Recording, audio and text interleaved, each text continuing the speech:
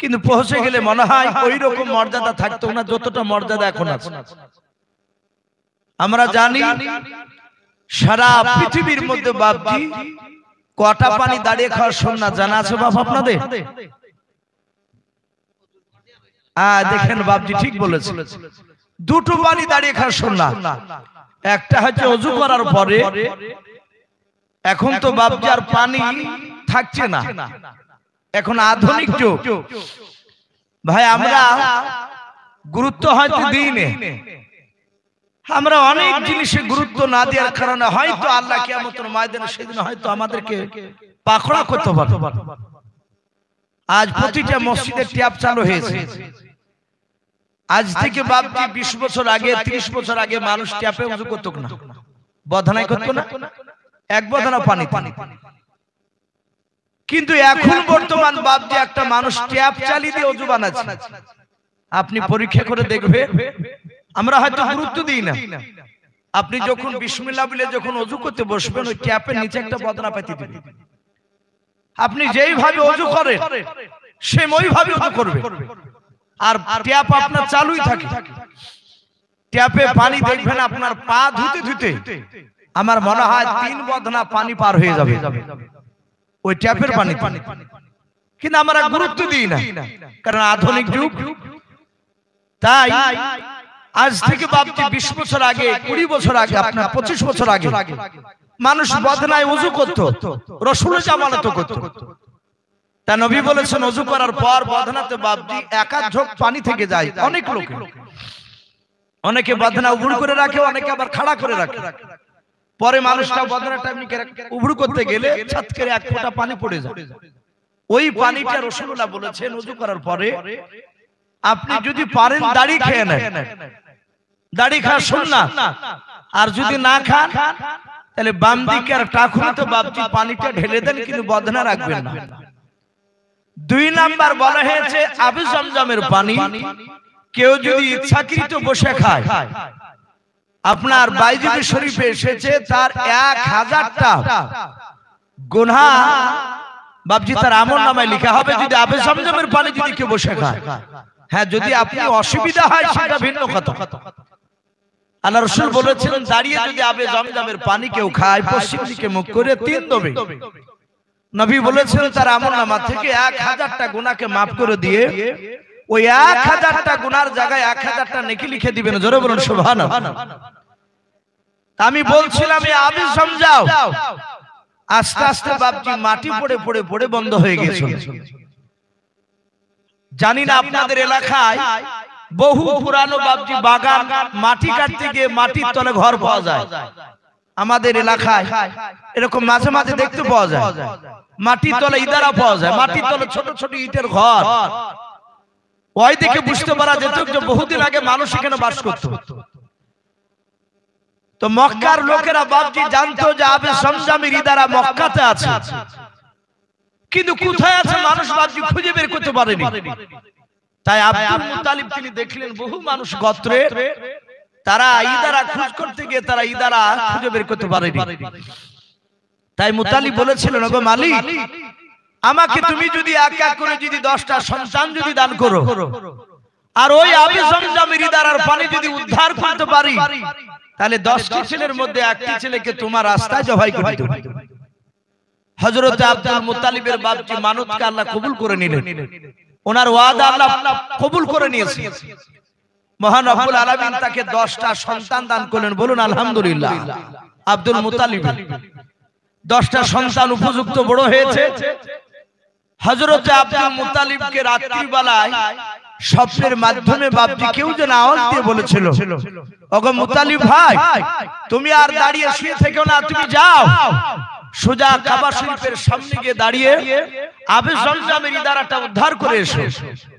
Abdul Muttalib বলেছিলেন ওগো ভাই, আমি তোমাকে দেখতে পাই নাই, আবে জমজমের ইদারা আমার দেশের বহু মানুষেরা তারা খুঁজতে গিয়ে তারা উদ্ধার করতে পারে নাই, তুমি আমাকে আবে জমজমের ইদারার কিছু আলামত নিশানা বলে দাও। আওয়াজ দিয়ে বলেছিল মুত্তালিব ভাই, সকালবেলা 10টা ছেলেকে নিয়ে তুমি কাবা শরীফের সামনে দাঁড়াবাও, ওরে মুতালিব ভাই, তুমি দেখবা পশ্চিম আকাশ থেকে একটা সাদা রঙের কাক উড়ে আসবে। আছে সাদা রঙের কাক আমাদের এলাকা? আমাদের এলাকায় বাপজি দুই রকমের কাক দেখতে পাওয়া যায়।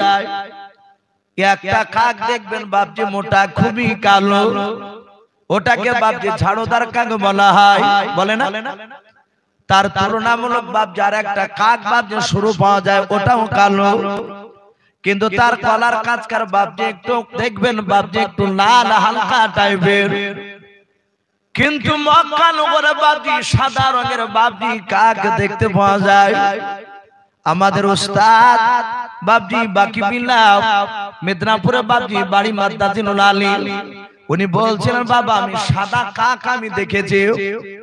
আল্লাহর নবীজির বাপজি দাদা আব্দুল মুত্তালিবকে বলেছিল ভাই তুমি দেখবা পশ্চিম আকাশ থেকে একটা সাদা রঙের কাক উড়ে এসে মাটিতে তোমার সামনে যে জায়গায় ছবল মারবে ওই জায়গায় তোমার ছেলেদেরকে খুঁড়তে বলবা। কিছুটা দূর খুঁড়ে যাওয়ার পর আবে জমজমের ইদারা পেয়ে যাবে। জোরে বলুন সুবহানাল্লাহ। আব্দুল মুত্তালিব সকালবেলা 10টা ছেলে দাঁড়িয়ে, ছেলে মাটি খোঁড়া যা যন্ত্রণ তাই নিয়ে দাঁড়িয়ে আছে। ছেলেরা বলে আব্বা খুলবো কোথায়? বলে বাবা দাঁড়া, একটা কাক এসে নাকি মাটিতে ছবল মারবে আমাকে তাই বলেছে। কিছুক্ষণ পর দেখা গেল একটা কাক এসে ছবল মারল। ছেলেদেরকে খুঁড়তে বললে, কিছুটা দূর খুঁড়ে যাওয়ার পরে আবে জমজমের ইদারা পেয়ে গেলেন। বলুন সুবহানাল্লাহ। আবে জমজমের ইদারা উদ্ধার হয়ে গেল, কিন্তু ওয়াদা করেছিল। ওয়াদা করা খুব কঠিন বাপ, যদি না পারেন ওয়াদা করবেন না, আর ওয়াদা করলে আপনাকে ওয়াদা পুরো করা লাগবে। কিতাবে লিখেছে আব্দুল মুত্তালিব সেই জামানায় মক্কা লোকের মধ্যে বাপজি তিনি 1 নম্বর সৎ ব্যক্তি ছিলেন। বলুন আলহামদুলিল্লাহ। আব্দুল মুত্তালিবের জীবনীতে লিখছে আর সৎ ব্যক্তি ছিলেন বলি আব্দুল মুত্তালিবকে মক্কার লোকেরা কাবা শরীফকে দেখাশোনা দায়িত্ব হিসাবে এই আব্দুল মুত্তালিবকে দিয়েছিলেন। বলুন সুবহানাল্লাহ। সৎ হিসাবে। এখান থেকে উলামারা লিখছে, মুফাসসিরিনে কেরাম লিখেছেন বাপজি মসজিদ মাদ্রাসার যদি সেক্রেটারি কেশিয়ার যদি করতে হয় তাহলে বাপজি 7 লোককে করা দরকার। কিন্তু আমার মনে হয় না যে বাপজি 7 লোক এই সব জায়গাতে খুব বেশি পাওয়া যায়, খুবই কম পাওয়া যায়। হযরত আব্দুল মুত্তালিব বাড়িতে এসে 10টা ছেলেকে বাপজির সামনে বসে রাখেন। বসে রেখে চিন্তা করছেন আমি কাকে জবাই করি, কিন্তু উনি ওয়াদা করেছেন ওয়াদা পুরা করবেন। জবাই করব বলেছে জবাই করবি। উনি জবান দিয়ে যেটা বার করতেন সেটা বাস্তবে পরিণত করে দেখাতেন। উনি 10টা ছেলের দিকে বাপজি তাকাতে তাকাতে তাকাতে একেবারে সিরিয়াল অনুযায়ী ছোট ছেলেটা 10 নম্বর, তিনার নাম কিতাবে লিখেছে হযরত আব্দুল্লাহ। ডাক দিয়ে বলেছিল ওগো বেটা আব্দুল্লাহ আমি তোমাকে আল্লাহর রাস্তায় জবাই করব বলে আমি নির্ধারিত করছি তোমাকে, আমি মুতায়ন করছি, বলো তোমার এর বিরুদ্ধে কোনো কথা অভিযোগ আছে? আব্দুল মুত্তালিব তিনি মুচকি মুচকি হাসছেন। বলুন সুবহানাল্লাহ। কারণ বিশ্বনবী বলে ইসমাঈল আলাইহিস সালামকেও ওনার খানদান থেকে আমার বিশ্বনবী এসেছে। হযরতে আব্দুল্লাহ ডাক দিয়ে বলছেন হাসতে হাসতে আব্বা আপনি যদি মানত মেনেছেন আর আমাকে যদি জবাই করেন আল্লাহর রাস্তায় আমি আলহামদুলিল্লাহ আমি খুশি হব, আমার আপনার বিরুদ্ধে কোনো অভিযোগ নেই। আব্দুল মুত্তালিব বলেন বাপ তাহলে খুবই ভালো কথা। গোটা এলাকায় প্রচার শুরু হয়ে গেল, হইচই পড়ে গেল। মানুষ জবাই করা একটা আশ্চর্য ব্যাপার। চারিদিকে প্রচার হয়ে গেল যে আগামী মাসের অমুক তারিখে অমুক সময় আব্দুল মুত্তালিবের ছোট ছেলে আব্দুল্লাহকে আল্লাহর রাস্তায় জবাই করবে। এলাকায় বাপজি প্রচার শুরু হয়ে গেল। সেই জামানায় ইহুদির বড় বড় পণ্ডিত তাওরাত জুবুর ইনজিল পড়ালো। সেই ইহুদির আলেমরা বাপজি 6 থেকে 7 জনায় শোনার পরে তারা সোজা এসে আব্দুল মুত্তালিবকে বলছেন ভাই শুনলাম আপনার ছোট ছেলে আব্দুল্লাহকে নাকি আল্লাহর রাস্তায় জবাই করবেন। বলে হ্যাঁ ভাই আমি ওয়াদা করেছি আমি জবাই করব। আমি ওয়াদা পুরা করব।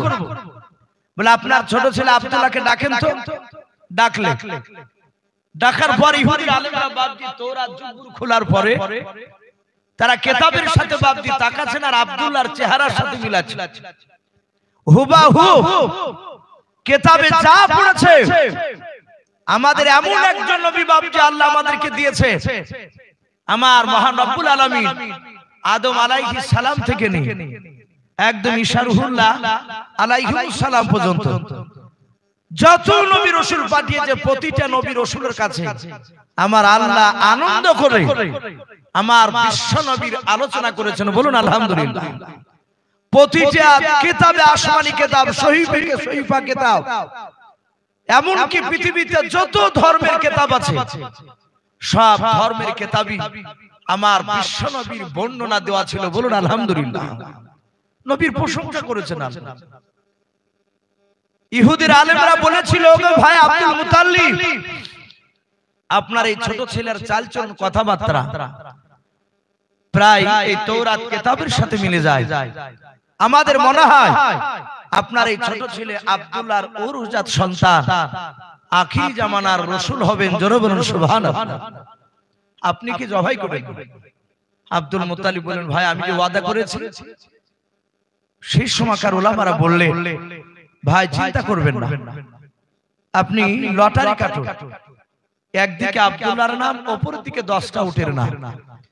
যদি লটারিতে নাম উঠে আব্দুল্লাহর, তাহলে দ্বিতীয়বার আবার লটারি কাটুন। একদিকে আব্দুল্লাহর নাম, অপর দিকে আরো 10টা উটের নাম দিয়ে 20টা নাম লিখবে। যতবার আব্দুল্লাহ নাম উঠবে ততবারই 10টাকের উটের নাম বেশি লিখবে। কিতাবে লিখেছে বাপজি সিরাতে হালবে কিতাবটায় 100টা উটের নাম লেখা হলো, আর আব্দুল্লাহর নাম অপর দিকে লিখলো, তখন আব্দুল্লাহ নাম আর উঠলো না, উটের নাম উঠলো। উটগুলোকে আব্দুল্লাহ বেশ কয়েকদিন বাপজি জবাই করে এলাকার মানুষকে বাপজি খেয়ে দিলেন। আব্দুল্লাহর মানত পুরা হয়ে গেল। কিন্তু আব্দুল মুতাল্লিবের ছোট ছেলে আব্দুল্লাহ তিনি আস্তে আস্তে আস্তে আস্তে বাপজি বড় হতে লাগলেন।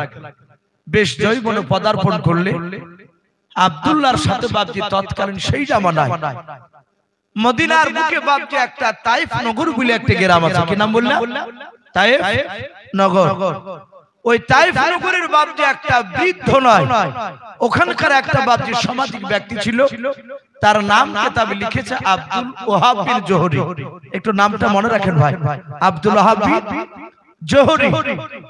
ওনার বাপজি একটা কলিজার টুকরা বেটি ছিল, তার নাম ছিল হযরতে আমিনা। কি নাম বললাম? আমিনা। এই আমিনার সাথে তৎকালীন সেই জামানায় প্রথা অনুযায়ী আব্দুল্লাহর সাথে বাপজি বিয়ে হয়ে গেল। আব্দুল্লাহর সাথে বিয়ে হওয়ার পরে আব্দুল্লাহ আমিনাকে বিয়ে করে নিয়ে বাড়িতে নিয়ে আসে।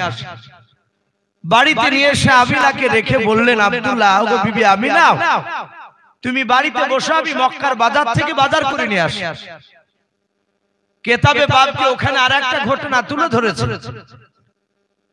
সেই জামানায় বাপজি গোটা আরবের মধ্যে মদিনার সবচেয়ে বাপজি বড় আলেম, তার নাম কিতাবে লিখেছে রাহাব। কি নাম বললাম ভাই? রাহাব। ইহুদির বড় পণ্ডিত। তার একটাই কলিজার টুকরা বেটি ছিল, তার বেটির নাম ছিল রোকিয়া। রোকিয়া তার আব্বা ইহুদির আলেম রাহাবের কাছে তাওরাত জাবুর বাপজি কিতাব পড়তে পড়তে দেখলে বেশ কয়েকবার দেখছেন নাম লেখা আছে মুহাম্মদ সাল্লাল্লাহু আলাইহি ওয়াসাল্লাম, এবং পাশে লেখা আছে আব্দুল্লাহ। রোকিয়া তার আব্বার কাছে তাওরাত পড়তে পড়তে বলছেন, আব্বা, আমি কয়েকদিন থেকে দেখছি বারবার শুধু এই মুহাম্মদ আর আব্দুল্লাহ, এরা কারা? রাহাবের বাপজি দুই চোখের কোনা দিয়ে পানি পড়তে লাগলো। রোকিয়া ডাক দিয়ে বলেছিল, আব্বা, আপনি কান্না করেছেন কেন বললেন? আপনাকে বলেছি মানুষ দুটো কারা, এদের নাম কয়েকবার আমি কিতাবে পড়লাম। রাহাব ডাক দিয়ে বলেন, ওরে মা, এই যে মুহাম্মদ, বলুন সাল্লাল্লাহু তাআলা আলাইহি ওয়াসাল্লাম, ডাকে দিয়ে বলেন মা তুমি কি চিনো এই ব্যক্তিকে? বলে চিনি না আব্বা।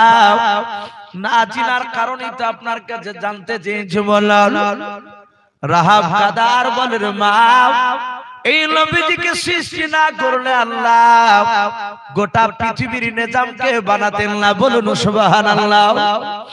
ওরে আমার রকিয়া মা, ইনি আখির জামানার পয়গম্বর জনাবে মুহাম্মদ রাসূলুল্লাহ সাল্লাল্লাহু তাআলা আলাইহি ওয়াসাল্লাম ডাক দিয়ে বলেছিলেন মা শুনে নাও, এই যে আব্দুল্লাহ নামটা শুনতে পাচ্ছ? বলে হ্যাঁ। এই আব্দুল্লাহর ছেলে হচ্ছে মুহাম্মদ সাল্লাল্লাহু। বলে আব্বা এই আব্দুল্লাহ কি জন্ম নিয়েছে? বলে মনে হয় জন্ম নিয়েছে। বলে কোথায়? বলে মক্কা নগরে। রকিয়া ডাক দিয়ে বলেছিল আব্বা আমার তো বিয়ে হয় নাই। বলে না রে মা। বলে আব্বা আমাদের তো টাকার কোনো অভাব নাই।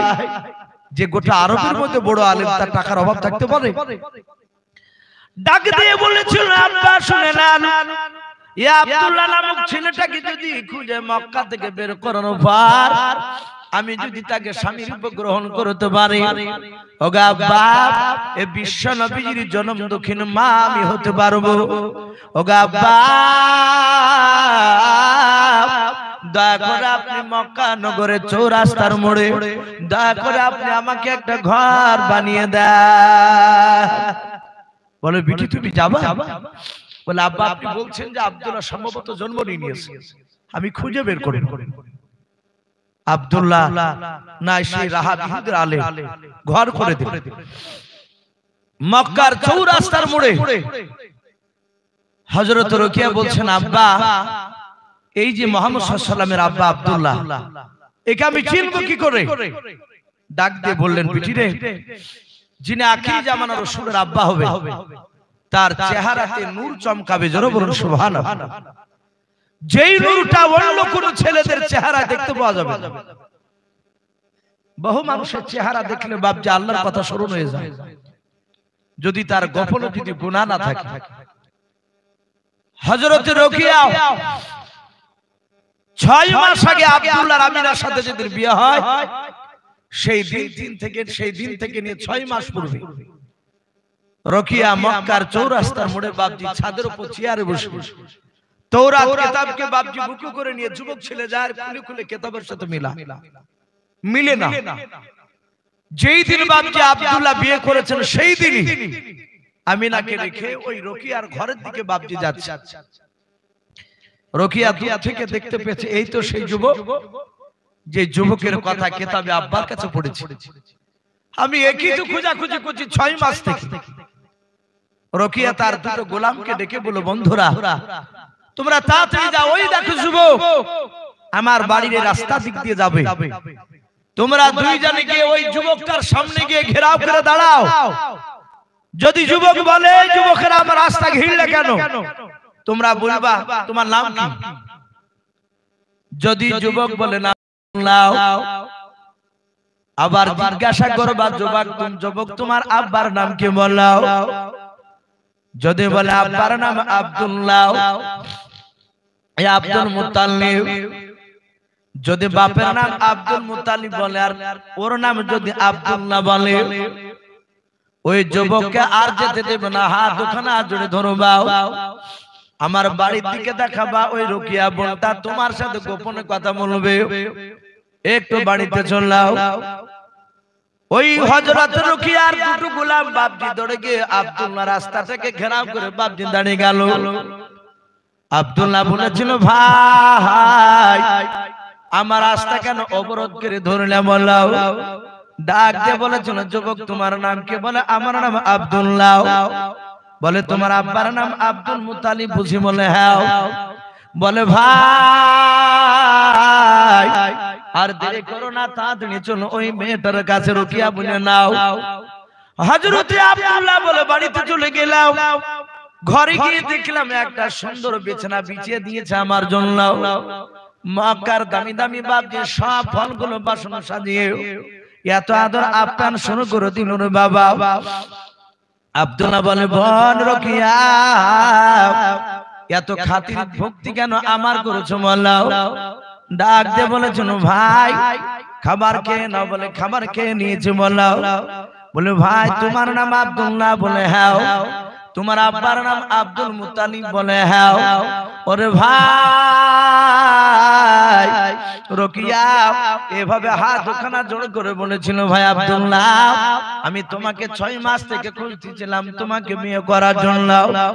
ও ভাই আব্দুল্লাহ বলো তুমি আমাকে স্ত্রী রূপে গ্রহণ করবে কিনা? হযরতে রোকিয়ার কথা শুনে আব্দুল্লাহ রাগ করলেন না, মুচকে মুচকে হাসতে হাসতে বলুন রোকিয়া মা পূর্বে আমি এখন সিদ্ধান্ত নিতে পারবো না। বলে কেন রে ভাই? বলে আজকে দিনের বেলায় আমি আমিনা বলে একটা মেয়ে তাই ফোন করে বাড়ি ওই আব্দুল ওয়াহাব বিন জোহরীর মেয়েকে আমি বিয়ে করে নিয়ে বাড়িতে রেখে এসেছি।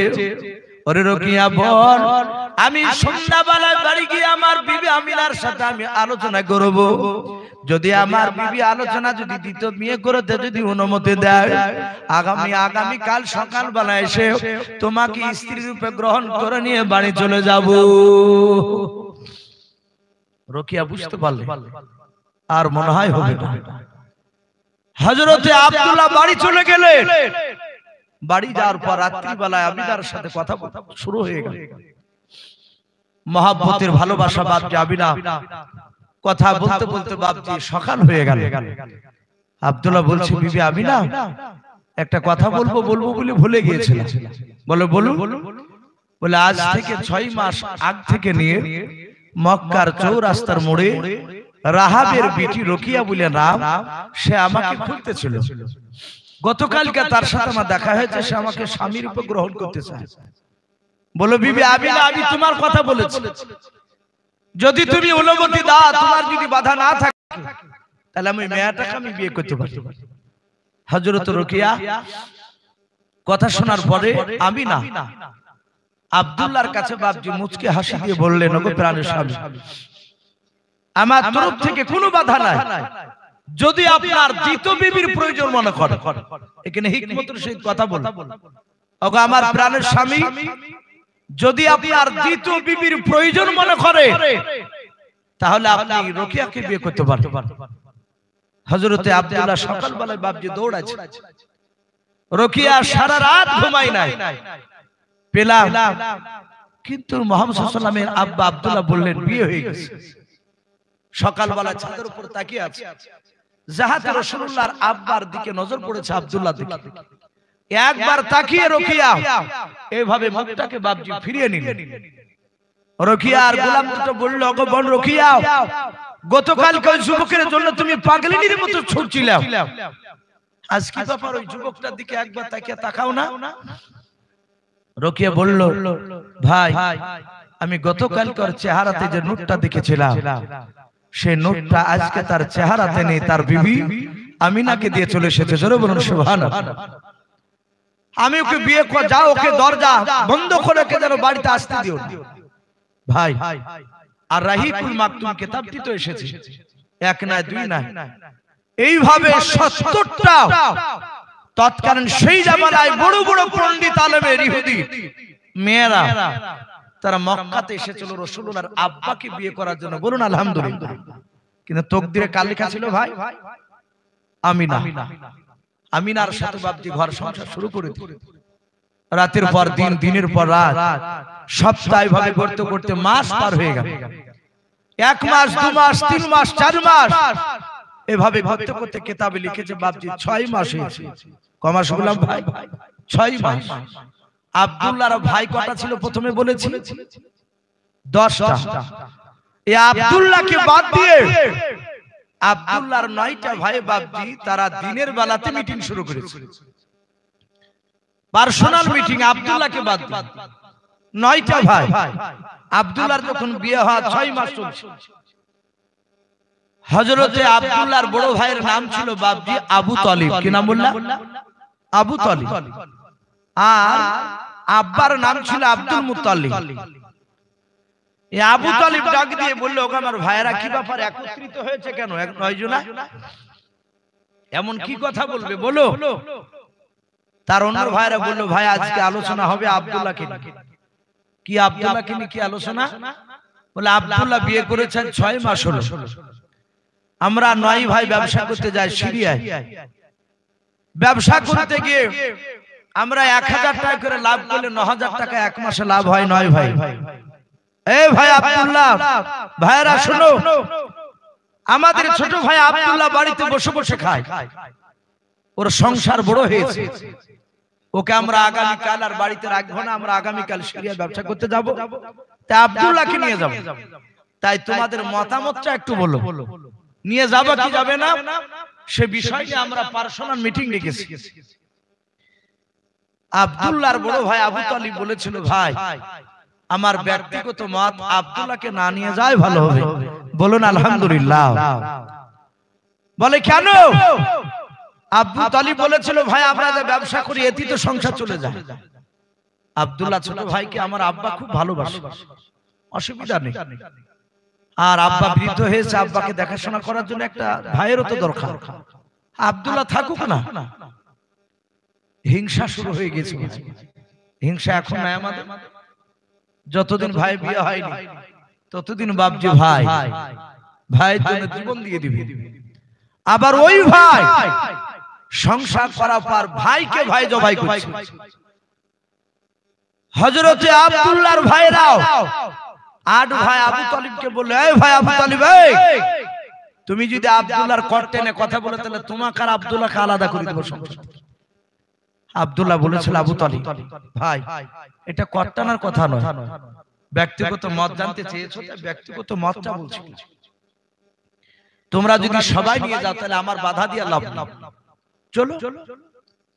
হযরতে আব্দুল্লাহর 9টা ভাই বাপজি তারা সূর্য পশ্চিম দিকে অস্তমিত হতে চলেছে, ডুবো ডুবো ভাব লালি দেখা দিয়েছে। ওই সময় আব্দুল্লাহর 9টা ভাই আব্দুল মুতালিবের কাছে যাচ্ছে, যে বলেন আব্বা আমরা আগামী কালকে সিরিয়ায় ব্যবসা করতে যাব। তা আমরা আলোচনা করেছি আব্দুল্লাহ ব্যবসার কিছু বুঝে না, তা আব্দুল্লাহকে ব্যবসা করতে নিয়ে যাব, আপনি অনুমতি দেন। ভাইরা আমার, বাবা জীবনেরাও, হযরতে আব্দুল মুতালিব বাবা হ্যাঁ কিংবা না কিছুই বললেন নাও। যাহাতে আব্দুল্লাহর ভাইরা ডাক দিয়ে বলেছেন আব্বা সিরিয়া ব্যবসা করতে নিয়ে যাব। হযরতে আব্দুল্লাহ হাউমা করে বাপ আব্দুল্লাহর আব্বা কান্না শুরু করে দিলেন। আব্দুল মুতালিব হযরতে আব্দুল্লাহর ভাইরা ডাক দিয়ে বলেছিলেন আব্বা আপনাকে আমরা এমন কোন আঘাতজনক কথা বলি নাই, আপনাকে দুঃখজনক কথা বলি নাই, শুধু বলেছে আব্দুল্লাহকে সিরিয়ায় ব্যবসা করতে নিয়ে যাব। ওগো আব্বা আপনি অনুমতি দেন। আপনি হ্যাঁ কিংবা না কিছু না বলে কেন কান্না করেছেন বলেন। হযরতে আব্দুল মুতালিব হাত দুখানা জোড় করে বলেছিল আমার ছেলেরাও তোমরা 9টা ছেলে যখন আমার কাছে এসে অনুমতি চাইলাও আব্দুল্লাহকে আগামী কালকে সিরিয়ায় ব্যবসা করতে নিয়ে যাবা, ওগো আমার ছেলেরা ওই সময় আমার বুকের ভেতরটা চমকে উঠলো। আমার মনে হয় আব্দুল্লাহ আমার কাছ থেকে যদি চলে যায়, আব্দুল্লাহ মৃত্যুর আগ পর্যন্ত আমার মনে হয় আব্দুল্লাহর জিন্দা বাড়িতে ফিরে আসবে না। ওগো আমার ছেলেরা আব্দুল্লাহকে নিয়ে যেও। বাপ মার সন্তানের সাথে এমন একটা বাপটি ম্যাগনেট ফিট করে দিয়েছেন আল্লাহ। এটা বাস্তব দেখেছে, আমাদের গ্রামের কথা বলছি।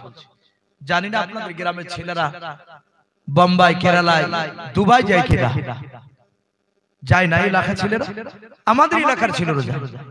আমাদের গ্রামের একটা মেয়ে সকালবেলায় ফজরের নামাজ পড়েছে, কোরআন শরীফ পড়ে বাপজি বাড়ির পাশের বাড়িতে গিয়ে বলছে বোন আমার বুকের ভিতরটা আজকে যেন কেমন করছে, ভালো করে না। বলে ব্যথা করছে? বলে না ব্যথা করছে না, কিন্তু আমাকে ভালো লাগছে না। পাশের মেয়েটা বলল যে ডাক্তার দেখালে মনে হয় যে একটু ভালো হয়। বলে আমাকে হঠাৎ করে আজ এরকম করছে কেন? এইভাবে মেয়েটা প্রায় 6 থেকে 7 খান বাড়ি থেকে একই কথা বলছে। বৈকাল 3টার সময় বাপজি ফোন আসছে, ওই ছেলেটার মা কাঁদছিল, আর ওই মেয়েটার ছেলে বাপজি 3 মাস হয়েছে কেরালায় যাওয়া। বৈকাল 3টার সময় ফোন আসছে, খালামা তোমার ছেলে 4 তলার বিল্ডিং থেকে পড়ে 2:30টার সময় দুনিয়ার বুক থেকে বিদায় নিয়ে চলে গেছে। মেয়েটা চিৎকার করে কাঁদছে। পাড়ার মেয়েরা বলল, মেয়েটা সকাল থেকে বারবার বলছিল যে আমাকে ভালো লাগে না। এই বাপজি এমন একটা তার ফিট করে দিয়েছে, বাপ মা সন্তানের সাথে, সন্তানের কিছু হলে বাপ মা বাপজি সহ্য করতে পারে না। আর সেই সন্তান বড় হওয়ার পরে বাপ মাকে বাপজি আর দেখতে পারে না, ভারী হয়ে যায়। একটা মানুষের 4টে যদি সন্তান থাকে, খেতে না পেলে ভিক্ষা করে মানুষ করে, খাবার জোগাড় করতে পারছি না বলে 2-3টে ছেলেকে বাপজি পাক দিয়ে পেলে দেয় না। কিন্তু ওই 4টে ছেলে বড় হওয়ার পরে একটা বাপ 4টে ছেলের কাছে বাপজি বোঝা হয়ে যায়। ওকে ও ধাক্কা ধাক্কি মারতে মারতে বাপজি তাকাতাকি করতে গিয়ে 4 ছেলেতেই ভাত দেয় না। এরকম নাই বাপের অনেক জায়গায় ঘটছে।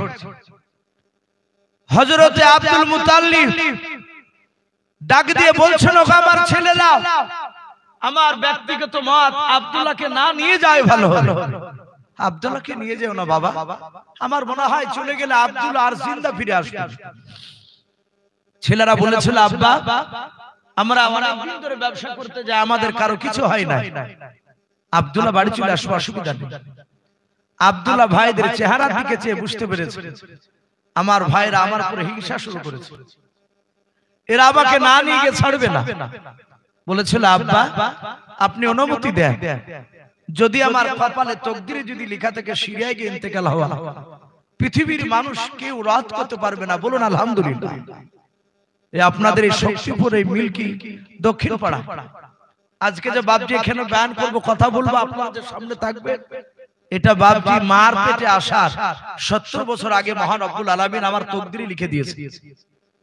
তাই বাপজি এখানে যে কোনো মারফতে পৌঁছে গেছে। আর এই যে আপনাদের সাথে দেখা হচ্ছে আমার, আল্লাহ রাসূল বলেছে রূহের জগতে বাপজি আপনার আমার যারা মরে গিয়েছে মানুষ, যারা বর্তমান আমরা জিন্দা আছি, যারা আগামীতে কিয়ামত পর্যন্ত আসবে, প্রতিটা মানুষের রূহ আল্লাহ একদিনে তৈরি করেছে না 2 দিনে? কথা বল, একদিন। সবার রূহকে বাপজি ওই এক জায়গাতেই রাখা হয়েছে। আল্লাহর নবী বলেছে রূহের জগতে যার সাথে যার রূহের সাথে দেখা হবে, দুনিয়ার বুকে যতবার ওখানে দেখা হবে, দুনিয়ার বুকে ততবার না দেখে তার ইন্তেকাল হবে না। জোরে বলুন সুবহানাল্লাহ। তাহলে ভাবতে হবে ওখানে বাপজি আপনার আমার সাথে দেখা হয়েছে, না আমার বাড়ি কোথায় আর আপনাদের বাড়ি কোথায়? হযরতে আব্দুল্লাহ ডাক দিয়ে বলেন, আব্বা আমার যদি ইন্তেকাল লেখা থেকে সিরিয়ায়, তাহলে কেউ রাত করতে পারবে না। আব্বা আপনি দোয়া করেন যেন আমি ব্যবসা করে সহি সালামতে যেন বাড়ি চলে আসতে পারি। হযরতে আব্দুল্লাহর আব্বা বলল, বাবা যাও। বলে তোমার কি মন চাই? বলে আব্বা মন চাই না, একটি বেলা আপনাকে আড়াল করে কোথাও কাটায়